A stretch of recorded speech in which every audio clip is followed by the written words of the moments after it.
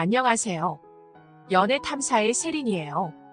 아무리 맛있는 음식도 내가 배부른 상태에서는 식욕이 생기지 않고, 낮잠을 많이 자면 저녁에 잠이 오지 않아 수면욕이 생기질 않아요. 이것과 마찬가지로 오랫동안 잠자리를 하지 않은 여자라면 자신의 성욕을 채우고 싶다는 욕구가 커질 수밖에 없어요. 그래서 여자의 얼굴이 예쁘고 몸매가 좋은 여자라서 꼬시기 어렵고, 평범한 외모의 여자라서 꼬시기 쉽다는 것은 잘못된 생각이에요. 여자도 남자와 마찬가지로 오랫동안 굶주린 여자는 욕구가 폭발하기 때문에 조금의 노력만으로 쉽게 하룻밤을 보낼 수 있다는 거예요. 그래서 우리가 이런 여자를 미리 알아볼 수만 있다면 적은 노력으로 쉽게 꼬실 수 있을 거예요. 구독과 좋아요, 알림 설정은 영상을 만드는데 큰 힘이 됩니다. 잊지 말고 부탁드려요. 잠자리를 오랫동안 하지 않은 여자들은 특별한 행동을 한다는 것을 알고 계신가요? 인간의 욕구는 정신으로 100% 통제하기란 불가능하기 때문에 자신도 모르게 행동으로 표현된다는 거예요. 오늘의 영상을 끝까지 보신다면 오랫동안 관계하지 않은 여자의 징후를 알게 되실 거예요. 여자가 욕구를 해소하고 싶은 남자에게 하는 행동. 첫 번째, 남자의 스킨십을 쉽게 받아들인다. 남자들도 밤에 외로워서 일본 영상을 보며 자기 위로를 하지만 그것만으로 해결할 수 없는 것이 스킨십이에요. 이렇게 스킨십을 하게 되면 행복 호르몬이라고 불리는 옥시토신에 분비되어 욕구를 상승시켜요. 처음에 가벼운 스킨십으로 인해 생성된 옥시토신은 더 진한 스킨십을 요구하게 되고, 그것이 이루어졌을 때 더 큰 행복감을 줘요. 여자가 욕구에 불만이 있다면 호감을 갖고 있는 남자의 가벼운 스킨십에 쉽게 순응하게 돼요. 그리고 남자의 가벼운 스킨십에 순응하는 것을 넘어 오히려 여자가 더 적극적으로 수위 높은 스킨십을 하려고 하죠. 이러한 행동은 넘치는 욕구를 표현하고 싶지만 해퍼 보일까봐 자제하고 있었는데, 남자의 스킨십으로 인해 빠르게 관계가 이루어지는 거예요. 이런 여자와 하룻밤을 보낸 남자는 자신이 특별한 능력이 있다고 생각하지만 실제로는 욕구가 넘쳐서 주체하기 어려운 여자를 잘 선정했을 확률이 높아요.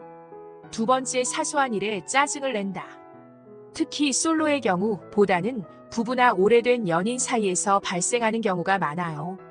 부부나 오래된 연인은 서로에 대한 권태기로 인해 소원해졌다고 하더라도 파트너를 바꾸는 것은 불가능하기 때문에 여자의 욕구 불만을 해결할 방법을 쉽게 찾기 못해요. 솔로인 경우는 새로운 남자친구를 만들면 쉽게 해결할 수 있는 부분이지만, 부부의 경우는 너무나 해결하기 힘든 문제 중에 하나예요. 흔히 말하는 리스 부부는 이러한 불만을 글로 적어 커뮤니티에 올리는 경우까지 있으니까요. 이렇게 리스 상태의 여자들은 짜증을 많이 내는 경향이 있어요. 옛날부터 들어왔던 노처녀 히스테리도 결혼하지 못하고 욕구 불만을 해결하지 못했을 때 나타나는 대표적인 사례인 거예요. 이러한 욕구 불만으로 인해 우울감, 불안감, 분노, 공격성 등이 짜증이라 형태로 표출되는 거예요. 만약 직장이나 여사친 중에 짜증을 많이 내는 여자가 있다면 욕구 불만으로 인한 것일 수 있다는 거예요. 세 번째, 성적 주제를 거리낌 없이 말한다. 대화를 할 때 자신은 너무 안해서 그곳에는 거미줄을 치고 있다고 자주 섞인 농담을 하는 여자들이 있어요. 여자는 나이를 먹고 아줌마가 되면 창피한 것을 모른다고 생각하지만 이것은 너무나 욕구가 넘치고 있는데 해결해 줄 수 있는 남자가 없어서 하소연하는 거예요. 이런 직접적인 표현은 오늘 밤 당신이 거미줄을 치워주길 바라는 것일 수 있어요. 사람들이 배가 고프면 배고파 죽겠네라고 말하거나 너무 잠이 오면 졸려 죽겠어라고 말하는 것과 같은 이치인 거예요. 이러한 욕구 불만이 쌓이게 되면 은연중에 자신도 모르게 자꾸 그것과 관련된 이야기를 하게 돼요. 그래서 여자들이 섹슈얼한 분위기를 조성하고 남자의 반응을 떠보게 되는 거예요. 이때 남자가 조금만 적극적으로 반응해준다면 너무나 쉽게 하룻밤을 함께 할 수 있어요. 네 번째, 남친과 헤어진 여자. 남자친구와 헤어짐으로 인한 상대적인 박탈감을 참지 못하고 외로움을 달래줄 남자를 찾게 돼요. 실제 사례로 제가 아는 언니는 나이가 40대 싱글인데 나이에 비해 너무나 예쁜 외모를 가지고 있어 남자들이 미스 코리아 출신이냐고 물어볼 정도예요. 동호회 모임을 다니다가 유머 감각이 뛰어난 남자를 만나 연애를 했는데 그 남자가 양다리를 걸치면서 환승이별을 당했어요. 헤어질 때 그 남자에게 빌려준 3천만 원을 받는 과정에서 많이 힘들었다고 해요. 그래서 그 언니는 외로움을 달래기 위해 다시 동호회 모임을 가게 되었고 그 언니의 이별 소식을 들은 동호회 회장이 동호회 모임에서 그 언니의 생일 파티를 주최했어요. 그 생일 파티를 주최한 동호회 회장에게 너무나 고마움을 느끼고 의지하면서 헤어진 지 2개월 만에 바로 다음 연애를 시작하게 되었죠. 근데 동호회 회장인 새 남친을 보니 너무나 평범한 직업에 평균 이하의 얼굴, 좀 뚱뚱한 몸매를 가진 남자였고 제 입장에서는 언니가 너무 아깝다는 생각이 들었어요. 남자의 외모만 보고 모든 것을 판단할 수는 없지만 그 언니의 외모와 능력을 고려했을 때 너무나 손해보는 듯한 마음이 가시질 않더라고요. 이 정도의 남자를 만나려고 지금까지 결혼을 안 했나 하고 좀 씁쓸했어요. 그 언니는 전 남친이 떠난 빈자리를 메꿔서 빨리 안정감을 찾고 싶다는 생각뿐이었겠죠. 이것만 봐도 여자가 외로울 때는 너무나 감성적으로 변하기 때문에 이성적으로 판단하는 남자의 외모, 직업, 능력을 보지 않고 오로지 자신을 이해하고 챙겨주는 마음만 보는 경향이 있다는 것을 알 수 있어요. 자신의 외모가 별로라서 예쁜 여자가 싫어할 거라는 생각을 하지 마시고 상황과 타이밍에 맞춰 도전해보세요. 그리고 이성적 감정을 가지고 있는 여사친 중에서 남자친구와 헤어진 여자가 있다면 고민하지 말고 바로 공략해보세요. 사귀는 것이 불가능할 것 같은 그녀가 너무나 쉽게 여러분의 품에 안기게 될 수 있어요. 5번째, 뜬금없이 연락이 온다. 여사친이 밤에 뜬금없이 연락이 온다는 것은 밤이 외로워서 하는 행동이에요. 사람은 남녀 모두 늦은 밤이나 새벽에 외로움을 느끼는 경우가 80% 된다고 해요. 밤에 연락이 온다고 해서 모두 외롭다고 말하기는 어렵지만 전화나 문자를 보낼 때 그녀가 술을 먹고 있다거나 시간이 되면 술 먹는 곳을 오라는 내용이라면 고민하지 말고 나가보세요. 술을 먹고 연락한 이유는 대부분 자신의 고민을 들어줄 남자가 필요하거나 너무나 외로워서 연락을 했을 거예요. 여러분은 그 자리에 가서 그녀의 이야기를 들어주고 챙겨주는 행동만 하면 되는 거예요. 그녀가 고민을 말해도 꼭 해결하려고 같이 고민할 필요는 없어요. 그녀가 원하는 것도 고민을 해결하는 것이 아니라 자신의 답답함을 표현하고 들어줄 남자가 필요한 것뿐이니까요. 이렇게 외로움을 느끼고 사람을 감성적으로 만드는 술도 미리 먹고 있는 상태라면 조금의 위로만으로 여러분을 이성적 대상으로 보게 될 거예요. 6번째, 몸매를 과시하는 운동을 한다. 많은 남자들이 여자 생각이 많이 나면 운동으로 풀어라 라는 말을 한 번쯤은 들어보셨을 거예요. 하지만 여자들은 다른 의도로 운동을 하기도 해요. 무엇보다 운동을 좋아하는 여자는 테스토스테론의 호르몬 분비가 다른 여성에 비해 상대적으로 많기 때문에 성욕이 높아요. 가슴골이 드러난 상의를 입고 힙뿐만이 아니라 Y존이 두드러지는 레깅스를 입고 운동을 하는 여자들이 있어요. 남자의 시선은 당연히 그녀에게 머물 수밖에 없다는 것을 그녀 또한 너무나 잘 알고 있죠. 운동을 통해서 욕구도 해소하고 잘 가꾼 몸매를 보며 언제든지 남자를 유혹할 자신이 있다고 생각하며 자존감을 높이기도 해요. 결국 남자의 시선이 중요하기 때문에 노출이 많은 의상과 수영복을 입고 바디 프로필을 찍는 거예요. 이런 여자들은 말로는 자기 만족을 위해서 하는 거라고 말하지만 인스타에 노출 사진을 올리는 행위는 수많은 남자들이 자신의 몸매를 봐주길 바라기 때문이죠. 이렇게 자신의 몸매를 과시하는 여자는 그것을 이용해서 더 괜찮은 외모의 남자를 찾고 싶어 해요. 주의해야 할 점은 외로움에 떨고 있는 여자처럼 쉽게 꼬시기는 어렵다는 거예요. 남자의 시선을 항상 느끼기 때문에 자존감이 높아 얼마든지 남자를 꼬실 수 있다고 생각하기에 남자의 외모가 어느 이상이 되지 않는다면 쉽게 넘어가지 않아요. 연애 탐사는 중년들의 삶의 질을 높이는데 도움을 드리기 위한 채널입니다. 여러분의 행복한 연애를 응원합니다. 안녕하세요. 더운 날씨에 모두 고생 많으십니다. 저는 20개월 아들을 둔 30대 애엄마입니다. 하루하루가 전쟁 같은데 사연 듣는 재미로 잘 버티고 있답니다. 그런데 여러 사연을 듣다 보니 제 사연도 말씀드리면 재밌을 것 같아 숟가락 얹는 기분으로 글을 쓰게 됐어요. 제 이야기는 다른 분들과 중복되지 않는 시댁과의 갈등이니 어디서도 들어보지 못한 제 이야기 꼭 들어주시길 부탁드립니다. 33살에 2년 동안 연애한 남편과 결혼하기로 했습니다. 그 이유와는 성격도 잘 맞고 대화도 잘 통하니 인생의 동반자로서는 최고라고 생각돼 결혼을 결심하게 됐죠. 시어머니도 조용하시고 모난 구석이 없어 별다른 걱정을 하지 않았습니다. 상견례를 치르고 예식장을 먼저 예약했어요. 괜히 느막하게 했다가는 추운 겨울에 결혼식을 올릴 것 같아 재빠르게 선선한 가을날에 예식을 하기로 했습니다. 그리고서 신혼집을 알아보다가 신축 아파트에 하나 남은 자리를 계약하게 됐어요. 위치도 좋고 저와 남편의 회사와도 가까워서 안성맞춤인 아파트였죠. 그런데 문제가 되는 게 입주할 수 있는 날짜가 결혼식 이후 3개월 뒤였습니다. 그 이유와 저는 결혼식을 미룰까 했지만 그러면 한파에나 예식을 올려야 해서 고민하게 됐답니다. 신혼집은 아주 마음에 들어서 취소하고 싶은 생각이 없었죠. 시작부터 이렇게 되니 굉장히 난감했답니다. 그래서 결혼식 날짜나 신혼집 중 하나를 포기해야 했어요. 그런데 두 가지 모두 놓치고 싶지 않았습니다. 그렇게 걱정하고 있는 와중에 시어머니가 해결책이 있다고 말씀하셨어요. 얘들아, 너희 신혼집 입주일까지 내 집에서 지내면 되지 않겠어?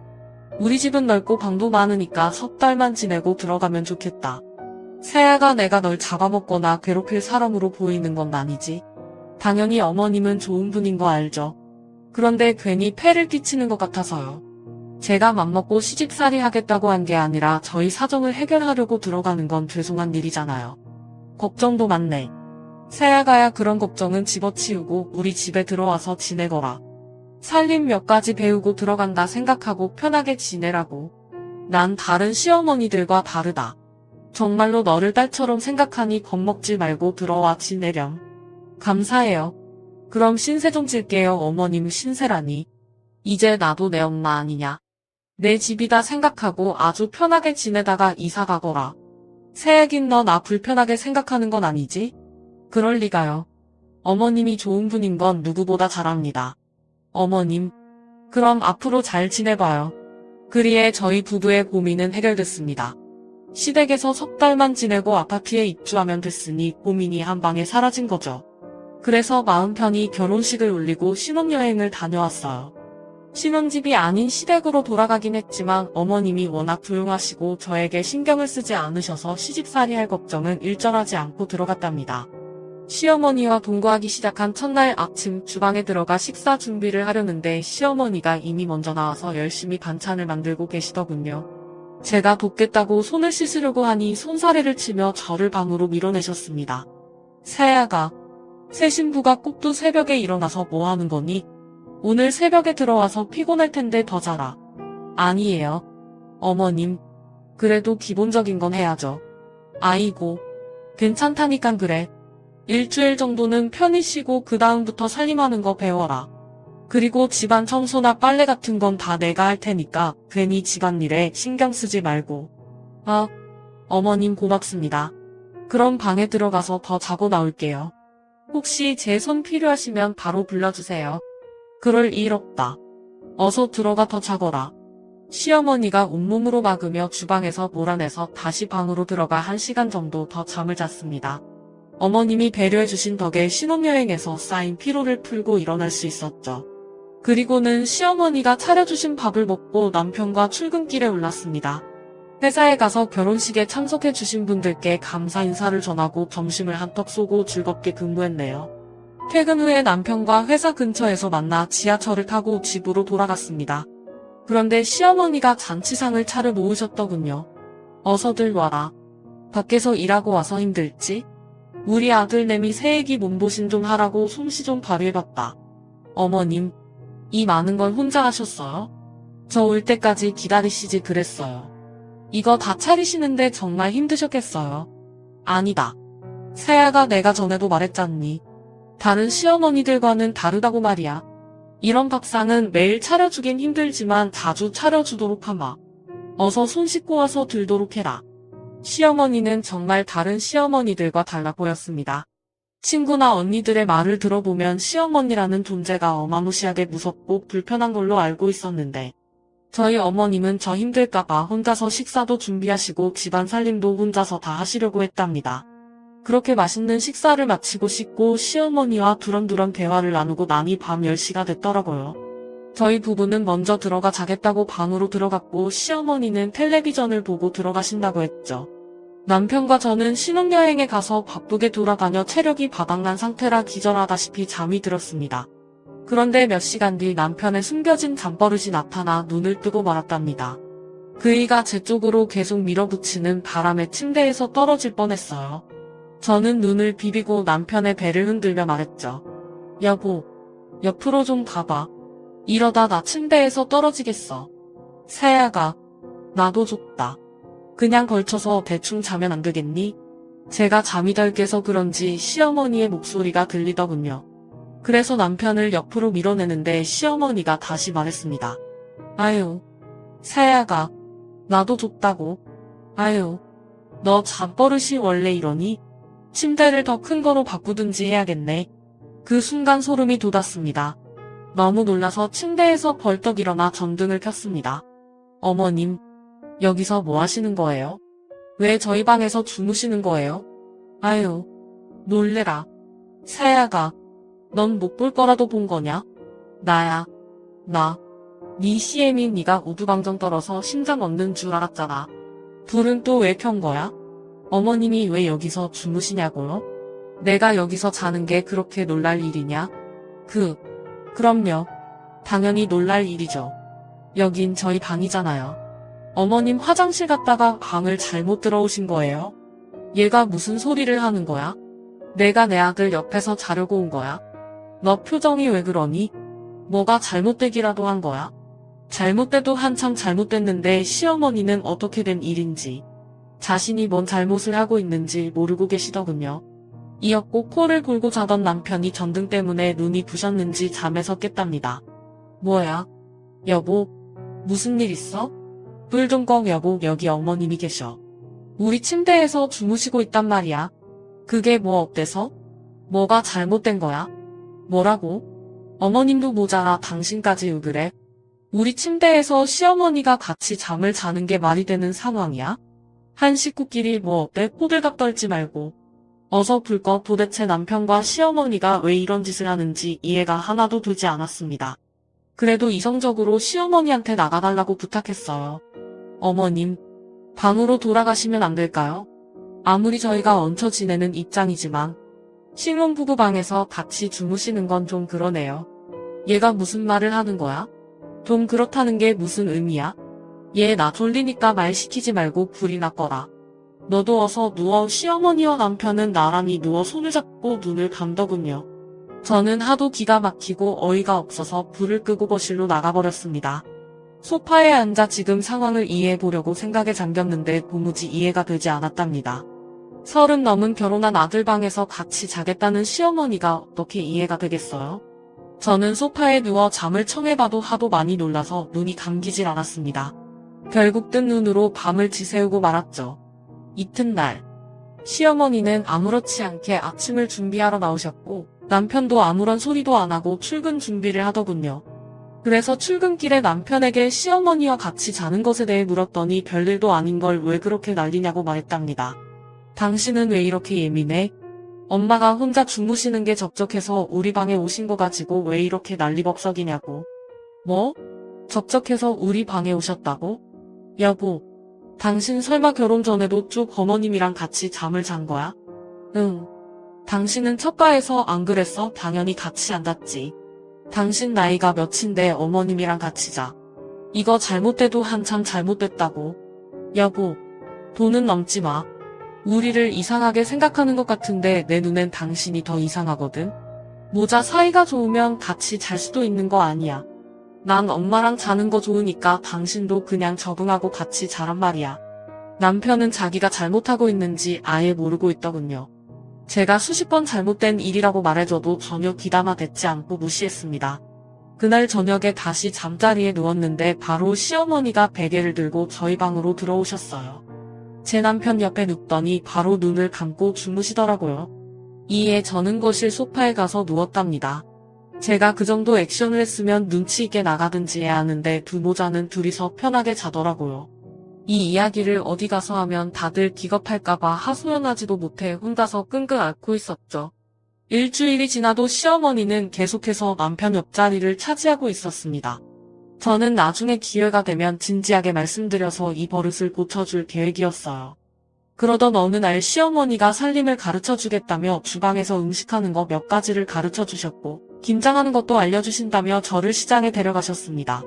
배추 한 망과 재료 몇 가지를 사서 양손에 들고 시댁으로 돌아갔는데 어머님이 아무것도 들어주시지 않아 한참 뒤처져서 걸어가고 있었습니다. 시어머니는 화장실이 급하니 먼저 들어가겠다며 천천히 오라고 하시더군요. 이에 저는 시월드가 시작된 것인가 생각하며 깊은 한숨을 내셨네요. 그런데 마주 걸어오는 이웃 주민인 나이든 여자 2명이 걸어오며 시어머니에 대한 흉을 보시더라고요. 아유, 저 여자 맞지?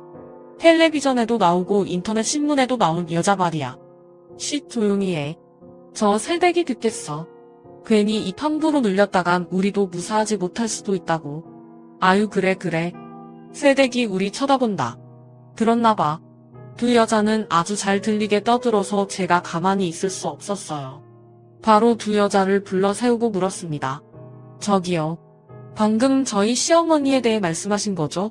화를 내려는 게 아니라 텔레비전에 나왔다는 게 무슨 일인지 좀 알려주실 수 있을까요? 인터넷 신문에도 나왔다고 했죠? 어머나. 저희가 하는 말 들으셨어요? 아이고야. 우리가 입방정을 떨었네요. 그냥 못 들은 걸 하시고 그냥 들어가세요. 아니. 다 들었는데 어떻게 모른 척을 해요? 괜찮으니까 말씀해보세요. 제가 선한 인상을 보이며 절대 화를 내지도 않을 것이고 시어머니한테 일러 바치지도 않겠다고 약속했더니 아주머니가 입을 열더라고요. 아유, 실은 이 집 아줌마 우리 동네에서 아주 유명한 사람이에요. 아이고, 아줌마가 우리 집 아줌마한테 왜 화를 내냐고 물어봤어요. 저희 동네에서 아주 유명한 사람이에요. 아들을 끔찍하게 사랑하는 거하고 진상인 거로 말이에요. 네. 엄마가 아들을 사랑하는 게 어떻다고 그런 거로 유명해요. 그리고 이 동네에서 진상으로 유명하다니요. 저희 시어머니 점잖고 고상한 분이신데 자세히 좀 말해보세요. 아유, 색시가 순진하게 다 속았나 보네. 저 여자 보통 내기가 아니에요. 그러니까 일단 아들 사랑에 대해 말하자면 이 집 아줌마가 아들을 과잉 보호한다고 하는 게 맞겠네요. 이 집 모자가 색시 남편이 수험생일 때 여기로 이사 왔는데 지나가는 사람 대화 소리가 거슬리면 쫓아나와서 성질내고 빡지르고 난리도 아니었어요. 주택단지라 층간소음은 없지만 대문 밖으로 사람 소리는 어쩔 수 없이 들리는데 하나하나 붙잡고 닥치라고 쌍소리를 해댔다니까요. 나중엔 아예 현수막까지 걸어뒀어요. 자기 아들이 공부 중이니 입 다물고 조용히 지나가라고. 그뿐만이 아니라 이런 일도 있었어요. 이 근처를 걷다가 어떤 여자가 자기 아들 쳐다봤다고 어디서 꼬리치냐고 쌍소리하고 머리채 잡았다니까요. 말도 안 되는 억지였지. 그때 동네 사람들이 몰려들어 말리니까 도리어 동네 이웃들 공격했다고요. 또 어떤 날은 새댁 남편이 여자친구랑 헤어졌는지 울상으로 있으니까 그 여자 집에 쳐들어가서 머리채를 싹다 뽑아버리고 새댁 남편이 해준 선물 모조리 빼앗아 왔다니까요. 그때 그 아가씨 이 동네까지 잡혀서 끌려왔잖아. 자기 아들한테 무릎 꿇고 빌게 하려고. 그때 우린 공포영화 보는 줄 알았다니까. 그게 전부 사실이에요. 믿어지지가 않아요. 아유, 색시가 많이 놀란 모양이네. 그런데 아직 시작도 안 했어요. 당신 시어머니가 한 짓 다 말하려면 밤을 새워도 시간이 모자라다고요. 그렇게 아주머니의 말은 거기서 그치지 않았습니다. 어머님 차를 자신 집 앞에 세우지 않고 앞집, 옆집 등 남의 집 대문 앞에 세워두고 불편을 줘서 신고를 당한 일이 있었대요. 그러자 시어머니는 보복을 하려고 이웃집 대문 앞에 쓰레기를 던지는 행위를 벌였답니다. 이에 주민들이 불편함을 호소하며 방송국에 제보하게 됐고, 시사 다큐 프로그램에서 시어머니에게 접근해 갈등을 풀고 이해시키려고 노력했답니다. 그러나 어머님은 방송국 PD와 카메라맨에게 음식물 쓰레기를 집어던지며 쫓아냈다네요. 그 방송은 시어머니의 얼굴이 모자이크돼 나갔지만 동네 주민들은 모르는 사람이 없답니다. 인터넷 신문도 주민들에게 피해를 주는 사람으로 나간 거죠. 조용하고 점잖은 불인 줄 알았는데 이웃 주민들에게 심한 불편함을 주고 있었던 사실에 경악했고, 남편을 과잉 보호하는 것도 모자라 헤어진 여친을 때려 눕히고 복수하고 돌아온다는 말에 몸서리치게 겁이 나더라고요. 이렇게 시어머니의 실체를 제대로 듣게 되니 제가 결혼을 괜히 서둘렀다는 생각이 들었습니다. 하지만 한편으로는 남의 말을 듣고 시어머니의 모든 걸 판단하는 건 잘못됐다는 마음이 들어 제 눈과 귀로 보고 들으며 시어머니가 어떤 분인지 알아가기로 했습니다. 어머님은 여전히 저희 신혼방에 들어와서 주무셨는데 이젠 더 이상 가만히 내버려 두면 안 될 것 같아 말을 꺼냈습니다. 그러자 시어머니 입에서 나온 말은 가히 충격적이었습니다. 이런 질문이 역겹고 기막힌데 남편의 대답은 더 충격적이었습니다. 아들, 오늘 내 색시랑 그거 할 거야? 내가 몇 시간 있다가 들어갈까? 이런 질문이 역겹고 기막힌데 남편의 대답은 더 충격적이었습니다. 아니, 어제 했으니까 오늘은 안 해도 돼. 어제 언제 했어? 새벽에 엄마 고라 떨어졌을 때 거실에서 한판 했지. 아이고, 잘했네. 우리 아들 역시 혈기왕성한 내 새끼구나. 새아가 들었지. 오늘은 내 아들이 너랑 잠자리를 안 한다는구나. 그리고 새벽마다 거실에서 할 거 다 하면서 왜 안 한 척하는 거니? 너 생각보다 많이 밝히는구나. 그리고 그냥 너도 우리랑 같이 자면 안 되냐? 둘이 하고 싶으면 그냥 해. 모른 척하고든 돌리고 잘 테니까.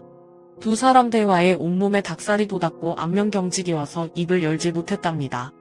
시어머니와 남편은 낄낄대면서 신혼방으로 들어가 잘 준비를 하더군요. 이제 결혼한 지 한 달이 됐는데 어떻게 해야 할지 몰라 깊은 생각과 고민에 빠졌습니다. 이걸 계속 겪어보고 아파트에 입주하고 살아야 할지 여기서 끝내야 할지 말이죠. 남편은 시어머니와 친밀한 것 외에는 모든 게 좋은 사람이라 갈등이 되더라고요. 그렇게 머릿속에 많은 고민을 가지고 지내는데 시어머니의 아들 사랑이 눈에 띄게 보이기 시작했습니다. 어느 날 아침 남편이 화장실에서 볼 일을 오랫동안 보고 있었어요. 저는 전날 음식을 많이 먹어서 그런가 보다 하고 신경 쓰지 않고 있었는데 시어머니가 갑자기 화장실 문을 열고 들어가더군요. 이 상황도 구토가 쏠리는데 시어머니와 남편의 대화가 더 기가 차더군요. 남편은 변기에 앉은 채 말했습니다. 엄마, 왜? 뭐 필요한 거 있어? 아니, 너 말이야. 화장실에 너무 오래 앉아 있는 것 같아서. 다 싼 거면 일어나봐. 내가 내 똥 좀 보자. 건강 체크해야겠으니까. 잠깐만. 됐다. 다 쌌어, 엄마. 확인해봐. 남편은 시어머니 앞에서 뒤처리를 하고 바지를 입고 일어났고, 어머님은 남편의 그 똥을 유심히 살펴보고 있었어요. 냄새는 별로 심하지 않고 색깔도 좋고 건강해 보이네. 됐다. 어제 과식해서 오래 걸린 것 같다. 소화제 하나를 먹고 아침 먹으면 되겠다. 알았어. 엄마, 그럼 나 씻을게. 시어머니는 그제야 변기 물을 내리며 화장실에서 나왔습니다. 너무 더러워서 인상이 찌푸려지신 것 같다고 말했어요. 이걸 실물로 본 저는 오죽하겠습니까? 다시 생각해도 역겨워 죽을 것 같네요. 그날 저녁 남편과 퇴근해서 시댁에 들어갔는데 시어머니가 종이 한 장을 내밀었습니다. 얘들아, 너희 아직 혼인신고 안 했지? 더 미루지 말고 도장 찍고 내일 오전에 신고해. 네. 어머님. 혼인신고는 저희가 아파트로 입주하게 되면 그때 할게요. 전입신고랑 한꺼번에 하는 게 좋을 것 같아서요. 맞아. 엄마. 한꺼번에 하는 게 낫기도 하고. 그리고 오전에 시간 못 뺄 주말에는 공무원들이 쉬니까 못하고. 하루에 몰아서 할 테니까 몇 달 뒤에 할게. 다행히 남편이 거들어서 혼인신고할 위기를 넘겼답니다. 아직 제가 남편과 평생 동반자로 살 수 있을지 결정을 못했는데 어떻게 도장을 찍고 아내가 될 수 있겠어요. 그리고 며칠 뒤 제 다짐이 굳혀지는 날이 찾아왔습니다. 새벽에 거실에서 자다 말고 목이 말라 주방으로 들어갔어요. 거의 눈을 뜨지 않고 움직여서 손으로 더듬거리며 움직였죠. 그런데 정수기가 만져지지 않아 어쩔 수 없이 눈을 뜨게 됐는데 제가 들어선 곳은 주방이 아니라 남편과 시어머니가 자고 있는 신혼방이었습니다. 두 사람이 같이 자는 건 익숙해서 그러려니 하는데 남편이 자면서 하는 짓이 엄청나게 소름 끼쳤답니다. 그이가 시어머니 가슴을 만지며 대화를 나누고 있는 겁니다. 엄마 찌찌 세상에서 제일 좋아. 나 아파트로 이사 가면 어떡하지? 엄마 치치 만지면서 못 자잖아. 우리 애기 크게 걱정이었냐? 걱정하지 마라. 이 엄마가 내 아파트로 매일 가서 자면 되잖아. 우리 애기 옆에서 잘게. 엄마 최고. 그럼 나 이사가도 걱정하지 않아도 되겠네? 다행이다. 아유. 그럼. 이 엄마는 우리 애기 옆에 평생 붙어 있을 거야. 오래오래 살려고 몸 관리도 열심히 하고 있다고. 자. 그럼 우리 아가 그만 눈 감고 코 찾아. 두 사람은 제가 문 앞에서 보고 있는 걸 몰랐는지 그 미친 대화를 즐겁게 하더군요. 저는 그때 결심했습니다. 혼인신고는 개나 줘버리고 이 소름 끼치는 집안에서 도망쳐야겠다고요. 그래서 전 남편과 시어머니한테 도저히 같이 살지 못한다는 말을 듣고 도저히 같이 살지 못하겠다고 편지 한 장을 쓰고 시댁에서 몰래 도망쳐 나왔습니다. 지난번 이후 다주머니들 말을 떠올려보니 헤어지자고 했다가 뼈도 못 추릴 것 같아 편지 속에 제가 왜 떠났는지 세세히 적고 친정집으로 갔답니다. 부모님한테 한 달 반 동안 있었던 일을 말씀드렸더니 경악하셨어요. 제대로 된 모자 관계가 아닌 것 같다며 헤어지려고 선택한 게 잘한 일이라고 하셨죠. 이튿날 남편이 울면서 연락이 왔습니다. 자기가 버릇을 고치겠다면서 돌아와 달라고 하더군요. 하지만 저는 이건 하루아침에 고쳐질 문제가 아니니 그냥 이쯤에서 끝내자고 대답했습니다. 나중에 진정이 되면 얼굴 보고 정리하자고 했죠. 그런데 그날 저녁에 시어머니가 저희 친정을 찾아오셨습니다. 누가 문을 열어준 게 아니었고 분리수거 때문에 밖에 나간 아빠가 들어오실 때 뒤에서 따라 들어오더군요. 아빠는 화들짝 놀라 여긴 왜 왔으며 이렇게 막무가내로 들어오면 어쩌냐고 따지셨습니다. 그러자 시어머니는 아빠의 뺨을 세게 날리더니 머리채를 잡고 거실로 들어왔습니다. 니들 딸이 가출했으면 좋게 해서 돌려보낼 것이지 왜 숨겨놓고 그래. 내 며느리야 당장 나와라. 저는 방에서 튀어나와 시어머니를 말려들었습니다. 아빠의 머리채를 놓아달라고 소리를 고래고래 질렀죠. 어머니 미거 놓으세요. 우리 아빠가 무슨 잘못을 했다고 이 난리를 피우시는 거예요? 네 애비가 뭘 잘못했냐고. 딸년 교육을 개떡같이 한 잘못이 있으니 내가 혼을 좀 내는 거야. 그러기에 편지 한 장 써놓고 왜 집을 나가고 난리야. 그야 어머님이 무서우니까 그랬죠. 그리고 어머님이랑 그이가 하는 행동들 제 상식으로는 전혀 이해가 되지 않아요. 어차피 혼인신고도 하지 않았으니 여기서 끝낼게요. 나중에 그이 만나서 대화할 거니까 그의 행동들은 제가 다 알아듣겠습니다. 여기서 끝낼게요. 나중에 그이 만나서 대화할 거니까 그만하고 나가시라고요. 뭐라고? 인연이 쳐돌았구나. 우리 모자 사이가 어떻다고 난리야?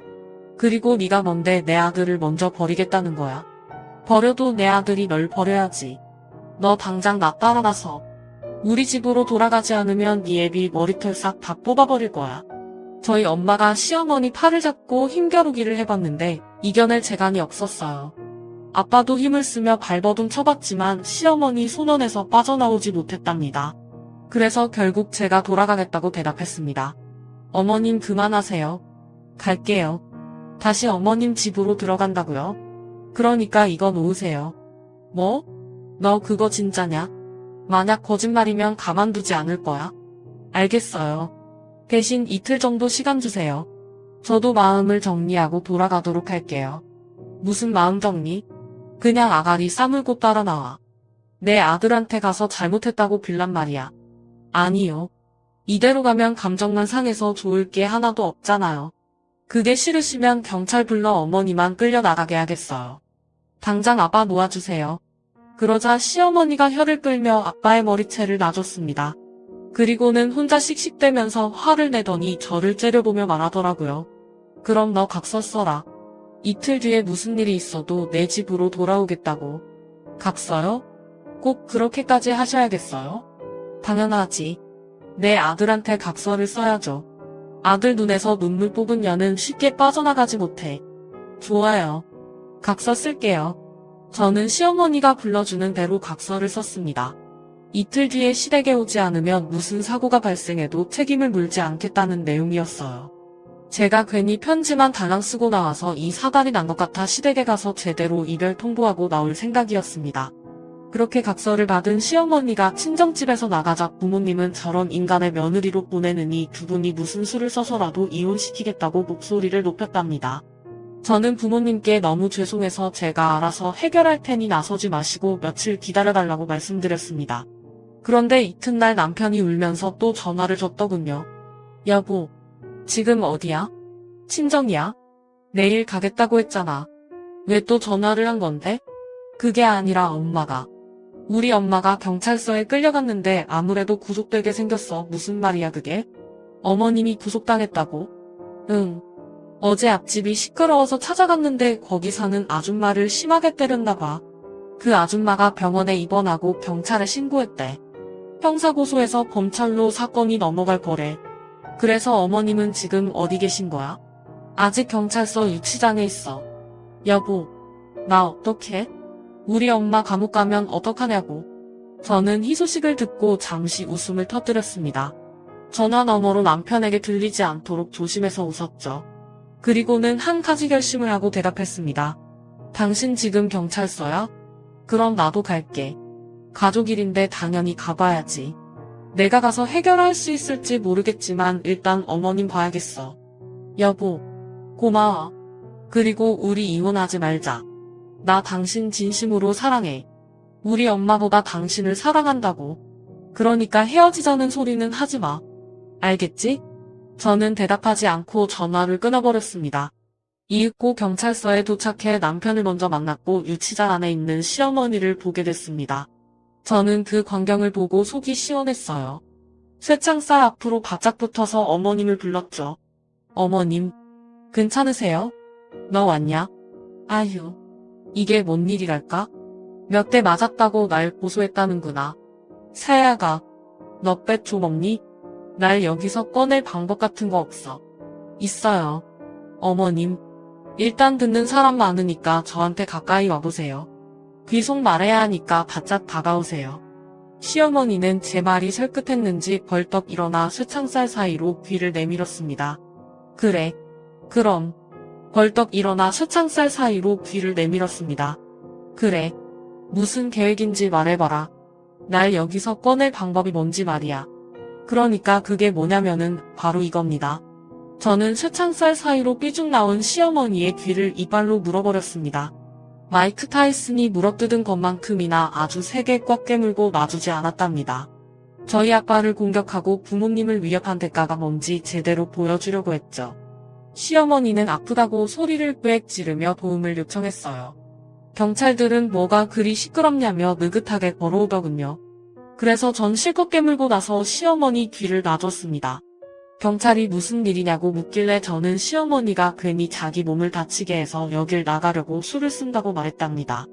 형사님, 저희 시어머니가 여기 탈출할 방법이 앞집 아줌마한테 맞은 걸 증명하겠다면서 스스로 귀를 잡아 뜯으셨어요. 뭐야 이년아, 내가 내 귀를 물어 뜯었잖아.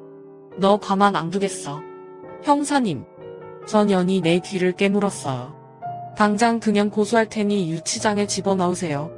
그러자 형사님이 혀를 끌며 대답했습니다. 안 봐도 비디오네. 이봐요 할머니. 제발 좀 사고 좀 그만 치세요. 경찰서에서 할머니 모르는 경찰이 없을 정도라고요. 제발 좀 조용히 좀 지내면 안 됩니까? 그리고 이번 사건 크게 처벌될 겁니다. 그동안 할머니한테 신고한 사람이 한둘이 아니어서 가중처벌까지 받을 거라고요. 뭐야? 내가 잘못한 게 뭐가 있는데 가중처벌이야? 이 짝 새새끼가 말이면 단주라나? 지금 너 나 협박하는 거야? 아유 할머니. 아직 상황 파악이 안 되시나 본데 할머니는 오늘 앞집 아줌마 전치 12주로 때려 눕혔다고요. 그런데 귀를 물렸다는 말 같지 않은 쇼까지 벌이시는 겁니까? 제발 입 다물고 조용히 좀 계세요. 또 떠들면 새창살에다 수갑 채워서 뭐 숨지기게 할 겁니다. 그러자 시어머니가 억울했는지 질질 짜기 시작하더군요. 아니 왜 내 말을 안 믿어 이 짝 새새끼야? 전현이 날 물어뜯었다고? 아이고 억울해. 저는 키득거리며 시어머니한테 마지막 말을 남겼습니다. 어머님, 일이 이렇게 됐으니 저와 대가들은 이제 완전히 남남이 된 겁니다. 감옥에서 실컷 썩으시고 다신 저와 부모님 앞에 나타나지 마세요. 나도 너 같은 년 계속 며느리로 두고 싶은 생각 없거든. 그런데 오늘 일은 절대 잊지 않을 거예요. 이 씹어먹을 년 너 가만 안 둬 꼭 복수할 거야. 마음대로 하세요. 감방 가서 오래오래 벽에 똥칠하면서 차가운 바닥에서 개고생하면서 살아봐요. 그럼 안녕. 저는 시어머니를 실컷 놀려먹고 경찰서 앞에서 바람을 쐬고 있던 남편의 머리채를 잡았습니다. 아빠가 당한 걸 돌려주려고만 했지만 아주 신랄하게 머리털을 뽑고 싸대기도 실컷 날려줬죠.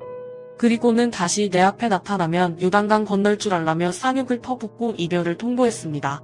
아직 신혼집과 혼수를 마련하지 않았으니 위자료를 나누고 말 게 없어 그렇게 끝을 냈답니다.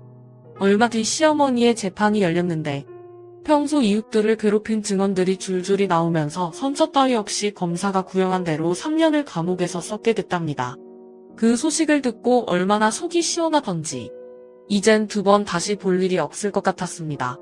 이후 시어머니가 다시 돌아와서 시어머니의 재판을 받았습니다.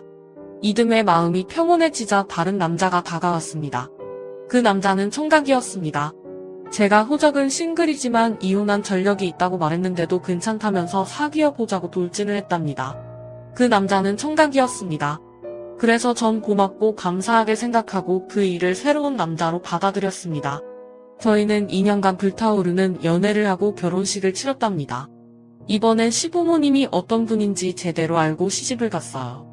동네 주민들이 다 알고 있었는데 그 시집을 가기 전에는 시어머니가 다시 돌아와서 시어머니의 재판을 받았습니다. 시부모님이 어떤 분인지 제대로 알고 시집을 갔어요. 동네 주민들에게 괜히 말을 걸어 어떤 분들인지 물어보기도 했고 상견례 전에 친정 부모님한테 봐달라고 부탁해서 여러 번 양가 집안이 식사를 하기도 하고 여행도 같이 떠났답니다. 그러자 친정 부모님은 시댁 식구들이 모두 좋은 분들 같다며 고민하지 말고 결혼을 결정해도 좋다고 하셨습니다. 그래서 저는 두 번째 결혼 생활을 시작하게 됐답니다. 그러던 어느 날 새 시모와 둘이 데이트를 했어요. 저를 워낙 예뻐하셔서 같이 백화점도 다녔고 꽃구경도 다니곤 했거든요. 그날도 벚꽃이 만개한 시기여서 사람들이 많이 모이는 공원에서 꽃구경도 하고 외식도 했죠. 그리고는 시어머니와 헤어지고 각자의 집으로 돌아가는 길이었습니다. 그런데 누군가 제 뒤에서 머리채를 잡아채는 거예요. 너무 순식간에 일어난 일이라 막아내지 못하고 당하게 됐죠. 아, 누구야? 누군데 내 머리를 잡는 거야? 나다 이거다 띠년이 물어뜯은 그 주인, 내 아들 차버리고 나한테도 그런 모욕을 주고도 무사할 줄 알았냐? 어머님, 벌써 나오셨어요? 그래 이거다 밖에 세월은 빠르게 가지. 그런데 감방은 더럽게 시간이 안 가더라. 어찌됐든 내가 너한테 복수하러 오겠다고 경고했었지. 오늘이 그날이다. 너 숭당 치르는 날이라고.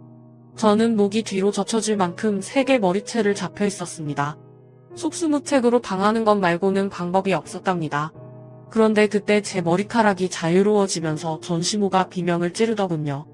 아이, 당신 누구야? 누군데 내 머리채를 잡는 거야? 왜 남의 일에 끼어들어? 난 내가 방금 머리채 잡은 애 시어머니다. 저를 구해준 건 바로 새시모였습니다. 상황이 어이없긴 했지만 새시모가 전시모의 머리채를 잡고 바닥을 질질 끌고 있었어요. 저는 무슨 말을 해야 할지 몰라 가만히 숨만 몰아쉬고 구경만 했답니다. 잠시 후 전시모가 전시모의 머리채를 잡고 바닥을 질질 끌고 있었습니다. 잠시 후 새시모가 전시모를 길바닥에 눕히고 머리채를 잡은 채 싸대기를 연신 날렸습니다. 전시모가 발악하며 힘을 쓰고 있었는데 새시어머니의 힘을 이기지 못하더라고요.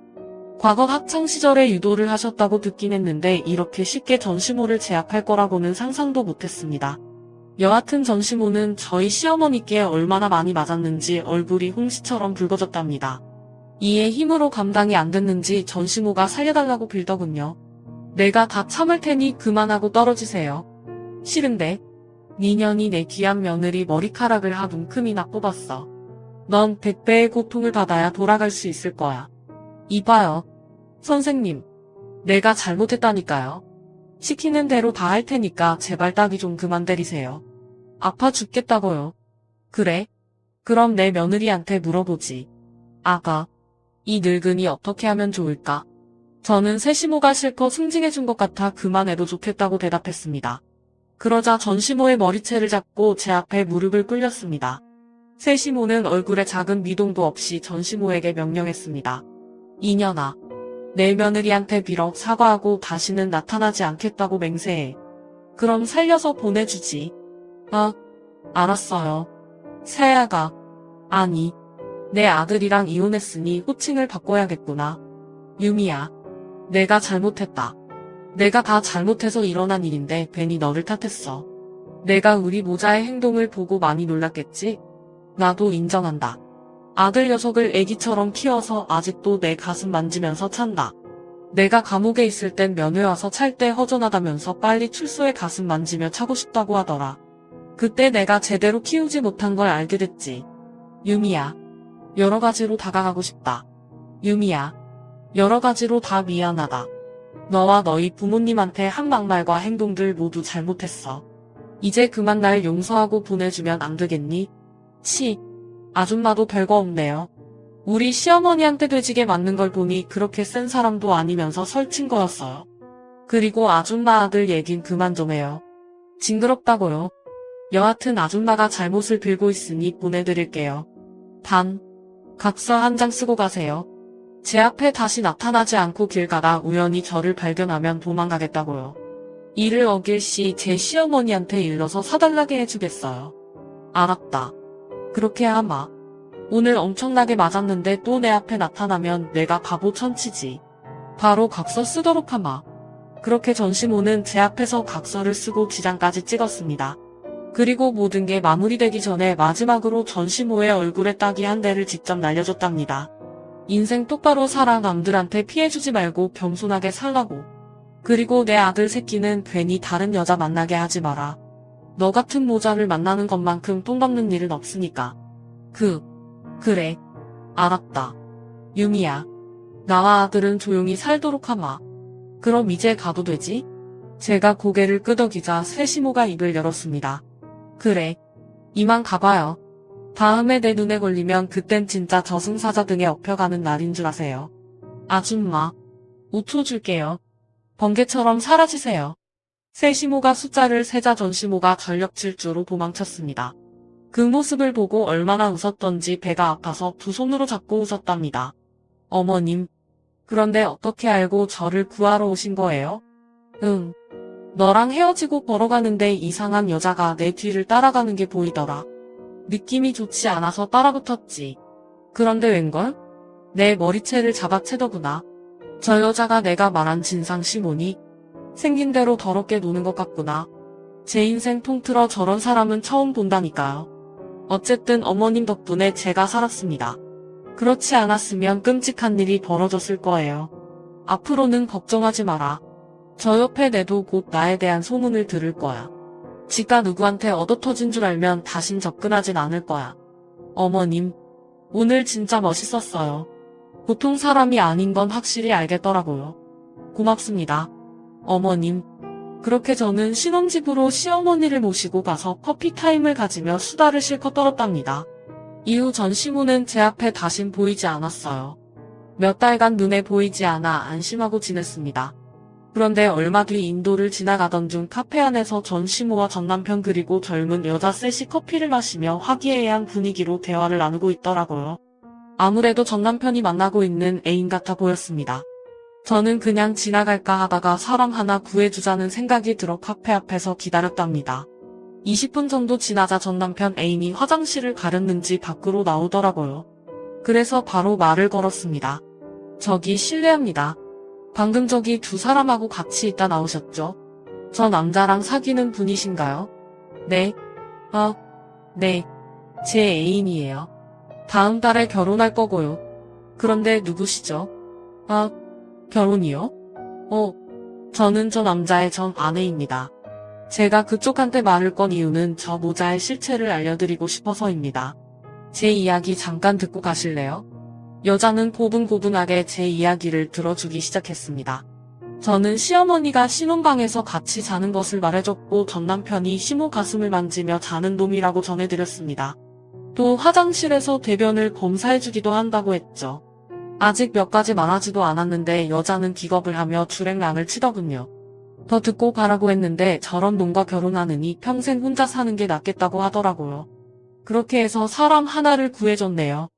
제가 입을 늘려 자기 새며느리가 도망간 걸 알게 된 전 신혼방에서 입을 늘려 자기 새며느리가 도망간 걸 알게 된 전 시모는 이를 갈며 저에게 복수하려고 시도했습니다. 여기저기 골목을 오갈 때마다 숨어있는 전 시모의 모습이 보였어요. 하지만 저는 이를 예상하고 있어서 새 시모의 옆에 콕 붙어다니며 전 시모를 농락했네요. 그래서 결국 얼마 못 가 제 풀에 지쳐 복수를 포기하고 다시 눈앞에서 사라졌답니다. 그 후 전 시모와 전 남편에 대한 소식은 완전히 끊겨서 어떻게 지내는지 모르겠네요. 지금의 저는 새 남편과의 사이에서 낳은 아들을 재밌게 키우면서 살고 있어요. 애를 키우다 보니 과거 생각을 할 시간이 없었는데 이렇게 사연을 쓰면서 회상을 해보니 참으로 불쾌한 경험이었네요.